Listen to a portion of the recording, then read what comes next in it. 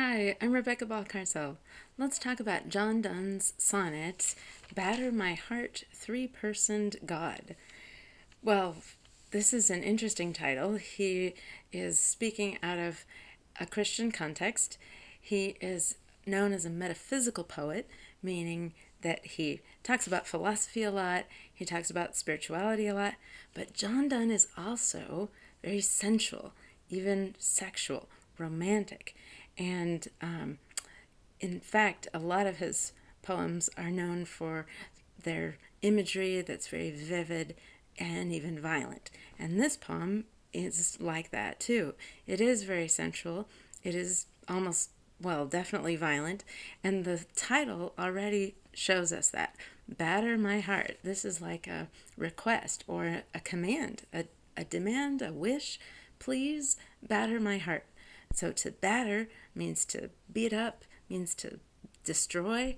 So he's asking God, please batter me, destroy me, so that I can be a better person, so that you can inhabit me. But the title already says, destroy me, God. And he says three-personed God because he's living with the worldview that God is a divine being that has three parts, Father, Son, Holy Spirit. And so in the Christian context, this is the three in one, the Trinity, very important doctrine to the Christian church, especially the Catholic Church. So the title is already both sensual and spiritual, which is exactly what John Donne is all about. So let's go on past the title. Batter my heart, three-personed God, for you as yet, but knock, breathe, shine, and seek to mend. Okay, so he's criticizing God just a little bit here. He's saying, you need to be more forceful. Up to now, you have been just knocking, breathing, shining on me. I need you to break the doors down. I need you to come into me more forcefully. Because this breathing and shining is very sweet, but it's not really changing me. And I need to change in order to be, infused with the presence of the divine. He wants God to be more forceful. So he's saying, God, do you know what? I need you to batter my heart. And right now you're just knocking. You breathe, shine, and seek to mend. So you're trying to mend me, to repair me in little ways. But I need to be totally transformed to be worthy of your presence, to embody you. You're going to have to be a lot more forceful. Now, already we can talk about some formal things. This is a sonnet, 14 lines. Usually the lines have 10 syllables, but not always, because John Donne is going to play with the exact syllable length. Although this first line is 10 syllables, batter my heart. Let's see. Batter my heart, three-personed God, for you. And then he has enjambment. That means that the sentence is not over. We're going to go on to the next. So we have 10 syllables. And one thing to notice is that we end with you. And so in a couple more lines, we're going to have the line ending with new. And so we're going to have a pattern of rhyme. So for now, 10 syllables, we end with you. And for you as yet, but knock, breathe, shine, and seek to mend, another 10 syllables. And of course, mend. In the very next line, we're going to have a rhyme. That next line is going to end with bend. And so we have you, mend, bend, new. So we have sound A, sound B, sound B, sound A, B, B, A. So the first two lines, we've got this request, hey God, please batter my heart, that I may rise, in order that I might rise, so that I can rise, that I may rise and stand, o'erthrow me, and bend your force to break, blow, burn, and make me new. Okay, this is forceful stuff. God, I want you to do all of these things. It's quite violent, actually. Because I want to rise and stand, I'm not going to be able to do that unless you overthrow me. So we think of kingdoms being overthrown. That's what he wants to happen. We think of battles being waged in order to overthrow government or a great uprising. And that's what he wants to happen. So that he'll be made new. So he's a bend your force to break, blow, burn. He wants to be broken, blown, burned if necessary, to be just destroyed, to be made new, in order that he can be renewed as a spiritual being or as a better person.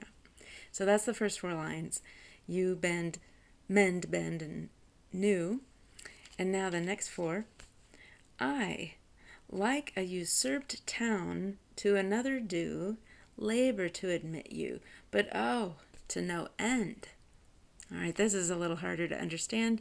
In 21st century English, we have a lot of stuff here that does make a lot of sense. Okay, so I am like a usurped town. So I'm like a town that's being overrun. The enemy is coming in. And so I'm going to ask for help. He says, to another do, meaning so that I can get help from another ally outside the town. I'm trying to let the ally come in and help me with this enemy that's overrunning my town. So he says, I labor to admit you. Labor means work, so I'm working hard to let you in. Admit in this context means to let in. So I'm trying hard to admit you. I'm trying to let you in, God, but it's like I'm overrun with the enemy. So he says, but dadgummit, this is not working. To no end. So it's to no purpose. It doesn't actually work. As I'm trying to let you in, admit you into my heart, it's not working. And so you need to be more forceful and batter your way into my heart. Totally, invade my heart. All right, so I, like a usurped town to another do, labor to admit you, but to no end. Reason, your viceroy in me should defend, but is captived and proves weak or untrue. Okay, so this is another sentence, and it actually finishes out this next set of 4 lines where we have do and defend untrue. And actually he's using just 2 sounds in this. So he has A, B, B, A, and then again A, B, B, A, which is hard to do in English because we don't have a lot of rhyming words actually. But he's using do and defend untrue. And let's figure out what he's saying with this reason viceroy stuff. Okay, reason, that is the ability to think and puzzle things out and arrive at conclusions in a rational way, that should be your viceroy in me. That means that should be your prince kind of person in me. That reason should be a God-given thing that helps me with this whole business of letting God in. But it's not working. It should defend me.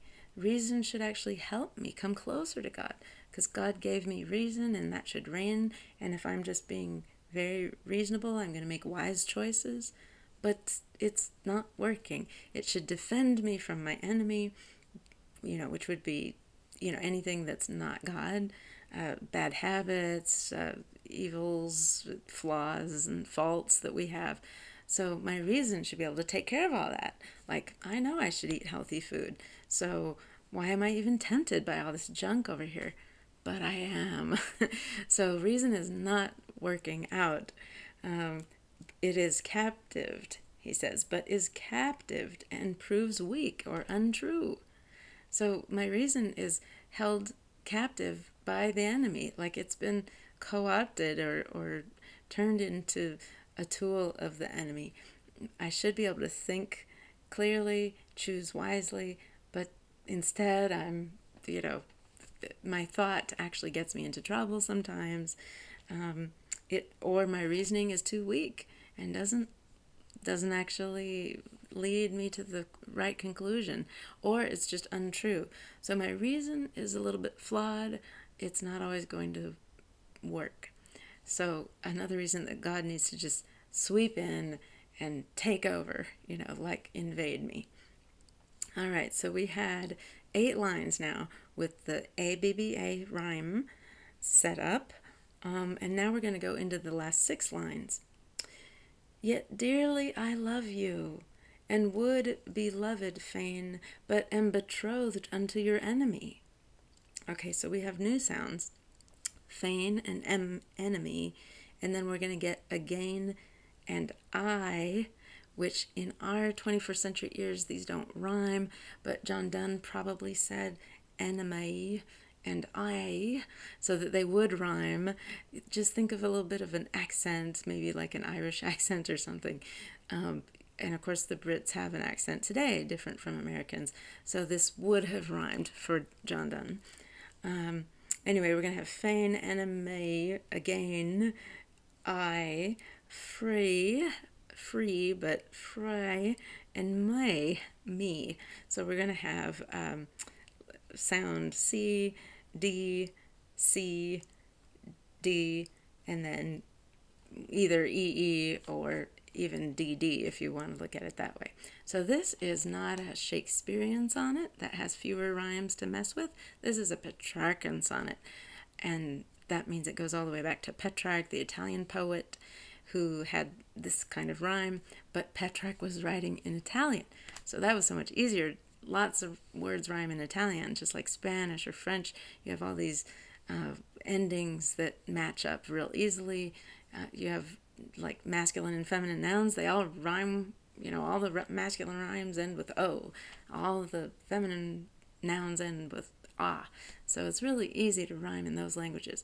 John Donne does the hard kind of rhyming poem with English, which is rhyme poor comparatively. So anyway, okay, back to the sense of these lines. My reason is captived, proves weak and untrue, yet dearly I love you. And you is capitalized because he's saying this all to God. So you, I love you, God, and I would be loved by you. I would like to be loved by you, but I'm betrothed to your enemy. So betrothed means that I've been given in marriage. There's a plan that I've married the enemy. So it's like I'm already attached to the enemy. And this is not good. I need you to help me here. Divorce me. Untie or break that knot again. Take me to you. Imprison me. For I, except you enthrall me, never shall be free, nor ever chaste, except you ravish me. Oh, wow. Okay, so I couldn't stop, but let's go back and piece this, or unpack this. So I'm betrothed to your enemy, so it's like I'm married to the enemy. So therefore, I want you to come in and divorce me from the enemy. I want you to rip me apart from the enemy. Untie or break that knot again. So if I'm tied up to the enemy, I want you to untie it. I want you to break that knot. I want you to take me for yourself. Take me to you. So, bring me to yourself, God. Imprison me. So it's as if John Donne, or the speaker of the poem, is wanting to be, I guess you could say, captured. Like in war, you might capture the enemy and then put the enemy in prison. Now, John Donne is saying, God, I want you to treat me like the enemy, except we love each other. So, but I want you to be as forceful as that. I want you to grab me, take me with you, imprison me, like put me in your love jail, for I, or because I, except you enthrall me. So unless you are going to enthrall me and consume me, and take me over, unless you're going to do that, I will never be free. I never shall be free. So it's a cute mental image here of, please imprison me so that I can be free. And John Donne is famous for these kinds of mental tricks. It's playful, it's fun. There were times in history when people thought it was a little too cerebral, but I think nowadays most readers find it interesting. Imprison me so that I can be free, because when I'm with God, I'm free, but I want to be tied to God so that I have freedom. It's an ironic thing, and at the same time, it's a it's a dual kind of mental juxtaposition, or opposites brought together, and that are somehow true. I guess a paradox is the best word. So imprison me, uh, because I won't be free unless you consume me, enthrall me, inspire me, right? And the last line, nor ever chaste. Okay, so I cannot be chaste, meaning not participating in anything sexual. To be chaste is to remain pure, to refrain from all sexual, conduct. So I won't ever be able to refrain from sexual conduct and be chaste and pure unless you ravish me. And unless you ravish me means unless you have sex with me. It's asking God to invade, consume, and again we have like a combining of a physical and a spiritual concept. So the ravishing is God coming into the speaker, as in a sexual act. The speaker would be invaded by the beloved. So God is the beloved who invades in this sexual way, but the result is that it makes you chaste. So there's the mental trick again that John Donne is playing with, these opposites that actually work together. So that's what makes it interesting. Well, I hope you enjoyed exploring John Donne's sonnet with me. Also, I'd love for you to like or share this video and subscribe. That would be cool. See you next time.